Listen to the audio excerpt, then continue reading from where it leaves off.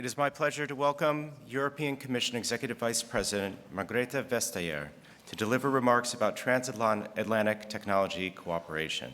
She will be speaking to us live from Brussels. Her remarks will be followed by a discussion with Dr. Eric Horvitz, a commissioner at NSCAI, and also the Chief Scientific Officer at Microsoft. Dr. Horvitz.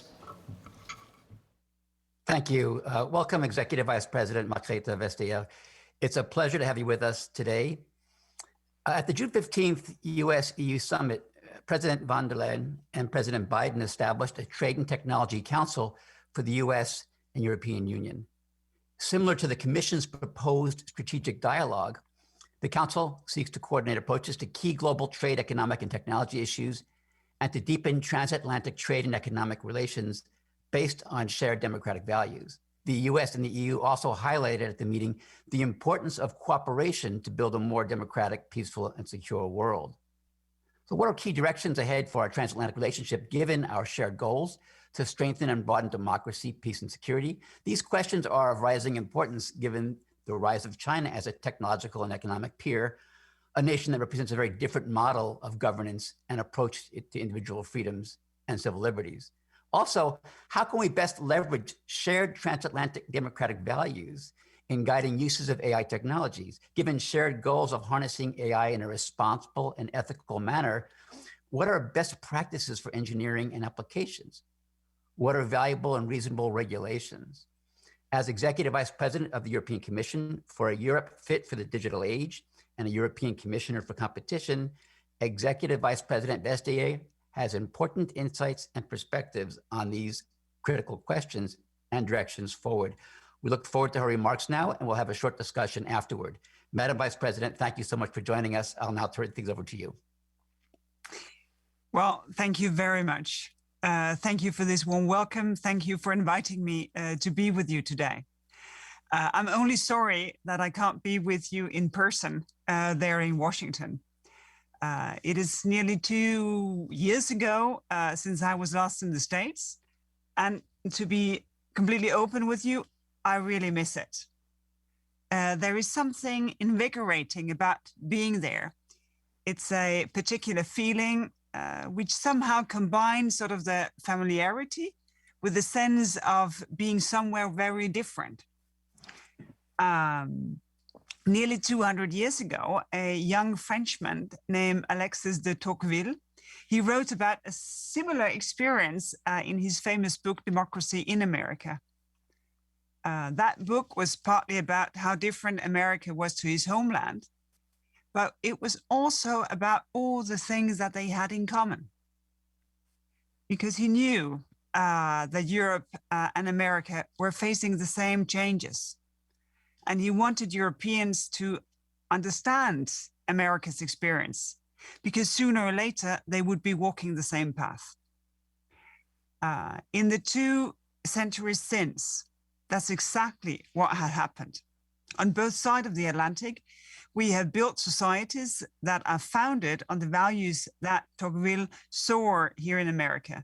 Values like democracy, equality, freedom. And we have found time and again that the best way for us to preserve those values, that is indeed to work side by side. Today, as we face the technological revolution, I think that transatlantic cooperation is more important than ever. Emerging digital technologies, they offer huge benefits. At the same time, they also create significant risks. So we need to work together to shape those developments in a way that are in line with our values, with our interests. Not long before the pandemic, I visited a research lab in Denmark where they were using artificial intelligence to analyze blood tests that can spot a whole range of different types of cancer. That means that cancers can be detected early so that people can be treated fast and lives can be saved. And all of that is done in a way that fully protects sensitive data about people's health. And this is just one example of a huge range of ways in which digital technology can make our lives better. It can play, the vital role to help us tackle climate change, smart electricity grids that can help us use more renewable energy, the digital twin of Earth to help us track the effects of climate change. And as the NSCAI report rightly points out, leadership in these technologies will be absolutely vital for our security and for our economic competitiveness. So it is vital that we support rapid digital innovation, because every delay is a wasted opportunity to save lives, protect our climate, and help us compete. That is why the digital transition is right at the top of the European list of priorities for the coming decade, right alongside tackling climate change. In March this year, we set out our vision to make the 2020s Europe's digital decade with specific goals, milestones that mark out the path to a successful European digital transition. And we're backing those goals with large EU investments on top of money that Europe's national governments are already spending. But none of us here is supporting innovation just because we like new things. We're doing it because we believe that it will help us to answer the challenges that our societies face. And for that to happen, we need rules that guide innovation in a positive way. At its best, artificial intelligence can help us take good decisions, free of human bias or negative bias. But within the black box of an AI system, discrimination can all too easily slip in, especially if those systems are trained using data that has years and years of human prejudice built into it. Or in China, like in China, AI may be misused for mass surveillance or social control. We begin to see systems that draw together data from different parts of people's lives so that even the smallest deviation from the norm, jaywalking, cheating in video games, could be used to deny people freedoms and rights. And that is why the rules that we proposed in April to govern AI in the European Union are risk-based. Users of AI that don't affect fundamental rights, email spam filters say, won't be subject to new rules. On the other hand, there will be strict conditions to stop discrimination when AI is used to make sensitive decisions, like whether to offer us a loan or a job. And users of AI that are fundamentally opposed to our ideas of human dignity, like social credit systems, they would be banned altogether. Rules like this don't prevent innovation. They guide and direct it. They make sure that innovators use their ingenuity to build applications that protect instead of undermining our rights. Good regulation can be a driver for investment. After all, the real problem for innovators comes with regulation is unclear and unstable, and they can't be sure whether the innovative products they invest in are going to be legal by the time they reach the market, or whether governments and administrations, just as one example, would be willing to use them. But clear, well-designed rules which focus on real risks can actually help to give innovators the certainty they need. They can also help to build trust, just as they do with medicines or vaccines, and so give people the confidence to accept those new technologies into their lives. And European rules also mean that companies aren't faced by the need to comply with different rules in each European country, has its own rules, and where doing business in Europe would mean complying with different rules in every country. But this isn't just about regulation in Europe. I am certain that our vision of a human-centered digital future is attractive for people around the world, not only in Europe or America. Authoritarian countries, they are working no less hard to develop their own, far less appealing approaches, offering cheap technology or infrastructure, which is then used to oppress minorities and curtail freedom of expression. And as countries around the world decide on the rules that they're going to put in place to shape the digital future, it is vital that democracies stick together to build a positive digital vision anchored in the universal promise made in the UN Charter of Fundamental Rights. And Europe's first and most essential partner in that effort has to be the United States. And that is why our agreement last month to set up a transatlantic trade and technology council is such a vital step. This forum for harmonizing rules without different legal framework, that would hardly be possible. But it will allow us to agree shared approaches, to make sure that we're pulling in the same direction, shared principles, for example, on the uses of AI that we agree are unacceptable, perhaps social credit systems and indiscriminate mass surveillance. And that cooperation can also be the core of something bigger, a global coalition of like-minded countries that share a common vision for the digital future. And like Jack Sullivan said just before me, we have a chance to show that democracies can deliver by creating resilience, security, trust. And we intend to work closely with the US administration to achieve just that. 1848, not long after Tocqueville traveled America, Europe was rocked by a series of democratic revolutions. Some of those revolutions, they were violently repressed. Others, they brought rapid moves towards democracy. In my home country of Denmark, the monarchy accepted a constitution on 5th of June, 1849. That's the date we still celebrate as Constitution Day, our equivalent of the 4th of July. This wave of democracy showed that Tocqueville was right. America and Europe really are on the same path. And it is just as true now, 2 centuries later. We have our differences, yes, but we face the same challenges and we share the same values.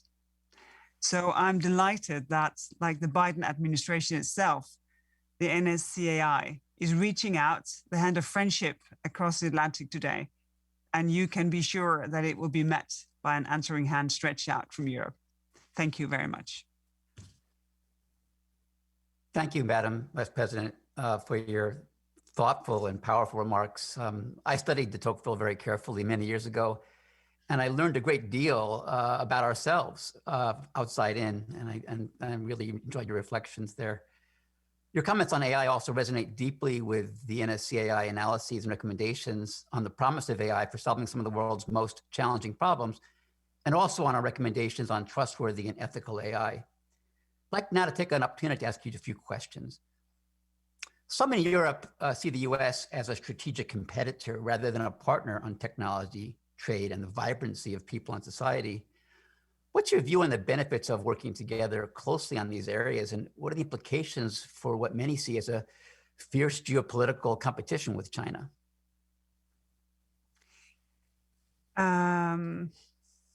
Well, sometimes in a complex world, it is good to keep things simple.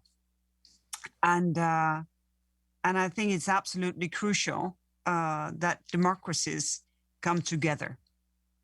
Those of us who believe in the dignity, the integrity of each individual, that we come together to shape the standards of technology, the approach to technology, because we see that there are other approaches where the individual is a data creating entity rather than the starting point for democracy and where power comes from.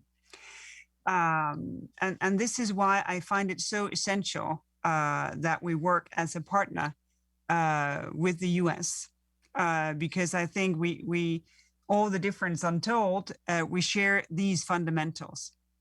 And I think the promise is big because it is an attractive model. And as things have changed over the last 5-10 years, I think there is an alignment of thinking. Japan, South Korea, Australia, South America, Canada, numerous countries who sees that this is the time for democracy to show that we can deliver technology that works for human beings. Thank you. Thank you so much for that answer, that reflection. Back on this topic of regulation and guiding AI in the right directions, the vibrancy of people and society, it's evident based on the regulations proposed in the AI Act, the European Commission's AI Act, and recommendations of the National Security Commission on AI that the US and European Union share common goals for AI to be deployed safely and in a way that upholds democratic values, including privacy and fairness. But despite agreement on the goals, some thoughtful experts, and many are reviewing now the proposal, thoughtful experts who actually support the overarching objectives of the European Commission in the AI Act have expressed concerns that the proposed AI Act in its details moves prematurely to specify details on the how to achieve goals in many areas that truly remain research efforts, and they see brittle and infeasible proposed regulations in places that will be difficult or impossible to execute. Just one example, the AI Act requires, and I quote, "Data sets shall be relevant, representative, free of errors, and complete." Of course, for risky areas, as you mentioned. This is something that technologists and engineers will certainly struggle to implement, and one that scientists say is absolutely impossible to achieve. And the same is true for human oversight, which are rich areas of study now. With this background, how do you see the proposed regulation evolving with feedback coming in? I know the first round is due back in early August per request for comments. To address these concerns, given that we're starting with a deep shared interest of multiple nations and organizations to promote ethical and responsible AI, and a desire that the requirements be reasonable in accordance with the state of the art of understandings, and also positioned to promote valuable innovation in Europe and beyond. Well, I take your point because these are essential processes. What we have been trying to do as a starting point is not to describe sort of the technology in a technical manner, but to describe what it does. Finding patterns, enabling decision-making, sort of the functionality of AI. And then made comments as to see, well, what would be the characteristics for data that would feed the kind of technology that we could trust in use cases where there is a risk of discrimination. And the process that we have ahead of us is indeed a process where the different concepts within the law can be described and discussed in order for them to be clear. Because I think when we're breaking new ground here, it is a process to make the definitions. And of course, we are happy to work with our co-legislator to do that together, not to leave a huge chunk of interpretation for the courts, because that would be the alternative if the co-legislators are not precise where they find that we may not have done the job to perfection. But one of the things that we must insist on is that we can describe what you can expect of technology put to use where there is a risk, for instance, of discrimination, because we want this to be market creating. We have big public sectors in Europe. Most EU countries have a big public sector, helping people out, finding a job, getting access to social benefits, publicly funded health sectors. And no one responsible in the public sector can afford or to take the risk that technology put to use bears a risk of discrimination, to take an obvious example. So if we can be successful in making this happen, we can create a much, much bigger market than what would otherwise be the case. And for me, this is really important to see that trust building, market creating effect of this legislation as a core effect. And then, of course, to stand completely open to discuss the different concepts that should enable this. Thank you. Well, I know many groups are looking forward to a collegial discussion and refinement of these definitions and the regulations in accordance with your wishes that you just expressed. Moving to another question. So we're witnessing, as you mentioned in your powerful opening remarks, we're witnessing a growing use of AI for anti-democratic and authoritarian purposes across the globe. In fact, if you ask me what my biggest fears as an AI expert are about AI, I would say existential fears come from authoritarian uses, not from runaway AI technologies that you might read about in science fiction books and other places. AI is being used to supercharge surveillance, with the technology being used to vanquish privacy, squash freedoms, and chill free expression. How do you envision the US and the EU as like-minded partners working together to combat oppressive uses of AI by authoritarian regimes and to strengthen human rights and civil liberties worldwide? What can we do together to better shape the rules of the road, the norms, principles, standards, and laws that govern AI uses and effects across borders? I think we need to do a couple of things at the same time, and I do share your concerns. I think what you point to is much more imminent and much more threatening. That, as you say, runaway technology. The first thing close to home is, of course, to show that we can deliver. I don't think it's too ambitious. I think it's the right ambition to show that you can have state-of-the-art technology that protects privacy, that enables freedom of speech, that sets the individual in control of data. I think this is possible, and I think that is the right challenge for our innovators. So we should be able to deliver this, and I think we can do it much better if we do it in common, also with some healthy competition between us once in a while. And the second thing is, of course, to do outreach. We are also inspired by the Blue Dot initiative to make sure that when you enable investment, that it then comes with governance. So that investment could be in infrastructure, comes with a governance model that is democratic in its core. And that is a matter of urgency because we see a lot of seemingly cheap financing and infrastructure being made available, being really, really costly on a long-term perspective. Because cheap in the start means that you just pay somewhere else, because there is no such thing as a free lunch. Eventually you will pay with your citizens' faces, with their data, with their integrity. And I think these two things will have to be done at the same time. And I think also here there are room for cooperation. We were just charged by the Foreign Affairs Council here within the Union to do sort of an international digital strategy. We have a number of the elements here, but of course, we'd be more than happy from the Commission side to deliver more. And for me, that is also a chance to renew our fight for human rights, because it's really hands-on. The use of technology, the infrastructure, is really hands-on. And that gives us a renewed chance to show people that human rights is not something of the past and not something that we're cynical about. It is something that we can promote on a daily basis with the way we approach technology. Now, do you see a possibility for an international agreement on parameters for uses of, say, AI for surveillance, such as biometric technologies like facial recognition? It's a kind of a dream that comes to mind at times. Can we have a new kind of norm and agreement internationally?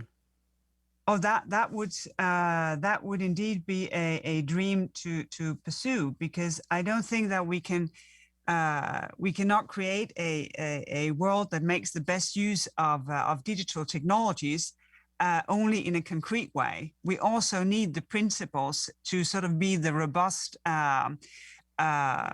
sort of dialectic thing that keeps us thinking about how to do things concretely.